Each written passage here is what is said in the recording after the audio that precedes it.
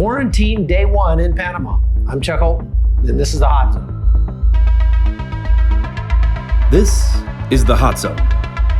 Engaging with the news in a whole new way, international war correspondent Chuck Holton brings insight into areas of crisis and lets you help those affected. Hey folks, how's it going? I'm sorry that I didn't get a Hot Zone podcast out on Friday. Things were pretty crazy. I just want to fill you in on what's been going on with me and my life so you kind of understand. My mother, as many of you know, has been dying of cancer. She's had pancreatic cancer for the last 6 or 7 months, and it's finally gotten to the point where we're really at the end. And so I got word last week that Mom really was given just a matter of days to live. So I jumped on an airplane and went to Reno, Nevada to be with her until the end. And so Friday, I was sitting by her side and was really a joyful time. I've received so much support and condolences from many of you, and I really appreciate that. But I just want to tell you that we're joyful. When a believer like my mother goes to heaven, this is not a bad thing. She's passing from death into life. She's been on this bridge between two worlds for now almost 70 years. And on this bridge between two worlds, you get to choose between the good and the bad. You get to choose between evil and truth. And my mother has led such a faithful life. She's been such a faithful believer. She's been such an example to me and to my family and to my children that when somebody like that has been studying for this test for her entire life, and now it's time for the final exam, when she passes that exam with flying colors and jumps into the arms of Jesus, that's not something to be sad about. Now, we're going to miss her, obviously, because I'm not going to get to see her until I get there, until I face that test myself. And I don't know if that'll be tomorrow or next week or when I'm 80 years old or whatever. But the bottom line is in the light of eternity, that short amount of time that we will miss my mom is going to be almost nothing. It's almost so insignificant as to not even be worth thinking about. So for us, this is a joyful time. And I was able to sit with my mom and pray with her and sing with her or sing to her, read the Bible to her, and just tell her how much I loved her. And I so appreciated the special moments that I got to just hold her hand and just sit there with her and be quiet as she prepares to pass into life. So thank you for all your prayers. Thank you for helping me get there. That was hard enough. But then the more difficult thing was that as I was there and she was really nearing the end, I received word from Panama that the president of Panama had declared he was shutting down the borders in Panama for the next 30 days to try to stop this COVID virus. And so if I was not going to spend another month away from my family this year, I had to get back and to get back quickly. I didn't want to have to do that. I wanted to be able to stay with my mom until the very end, but she was, as I left, really just within hours or maybe a day or two of dying. So I made the decision to go ahead and leave and try to get back to my family. Now, that in itself was an ordeal. And my daughter, Amy, made a little montage about my trying to get back from Reno through San Francisco to Panama, getting back on Sunday or Saturday night. Check it out. This is the airport in Reno, Nevada. As you can see, it's a ghost town here. They've shut off all of the gaming machines because they don't want anybody touching anything. And although there are still flights leaving, that may not continue for too long. So I'm trying to get home to Panama, and we're going to see if I'm going to be able to make it or not.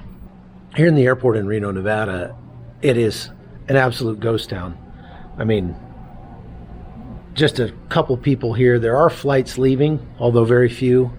And with the way things are, this may be the actual new reality for months to come. Here on the departures screen, we see a lot of red for canceled flights. Only maybe a dozen or so that are not canceled. But as people continue to hunker down, this is what airports are going to look like.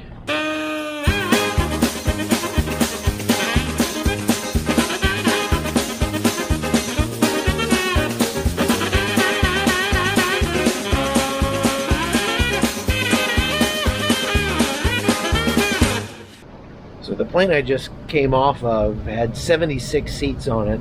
There were 9 people on the plane, and 5 of those were United employees that are moving around the country trying to get where they need to go. I was told by one of the pilots there that they're positioning many of their aircraft out into the desert and just parking them for the time being. He told me they're losing $40 million a day. So that's pretty bad. I made my flight to Panama and it's pretty full. The president of Panama has said that they're completely shutting off all air travel in and out of the country starting on Sunday at midnight.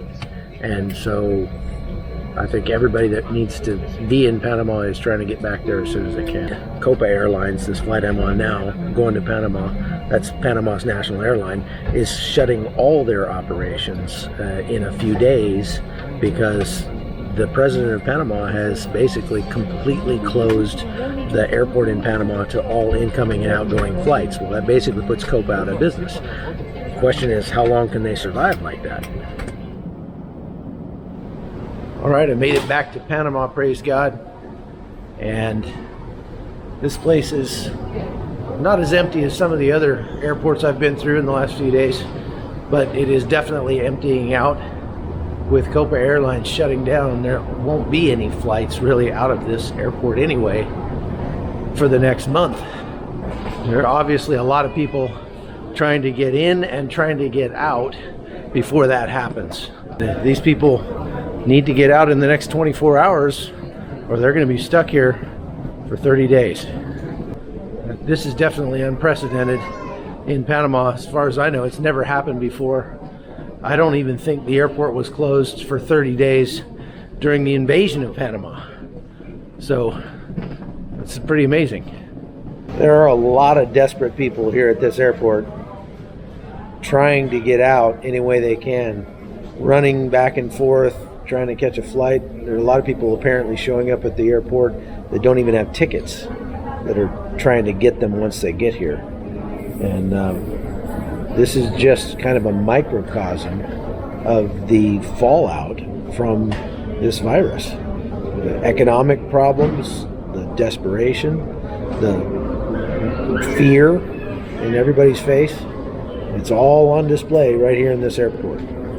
Okay, so folks, I hope you'll forgive me for not getting that podcast out in a timely fashion, but I hope that many of you who knew my mom will continue to send notes and cards and things like that. What we did is any of those things that came in, we read to my mom. And although she wasn't able to lift a hand or even open her eyes, I'm pretty sure that she was there enough to hear what those messages had to say. So thank you for those of you who sent those. Thank you for your loving kindness. And we've got a lot more coming this year with the podcast. Once all of this gets taken care of, we've got a few things to wrap up with my mom's estate and that sort of thing. And I'm going to be stuck now in quarantine here in Panama for 30 days. I'm not allowed to really go anywhere for the next 30 days. So I'll be producing some of the packages that I've had in the can over the last couple of months of travel.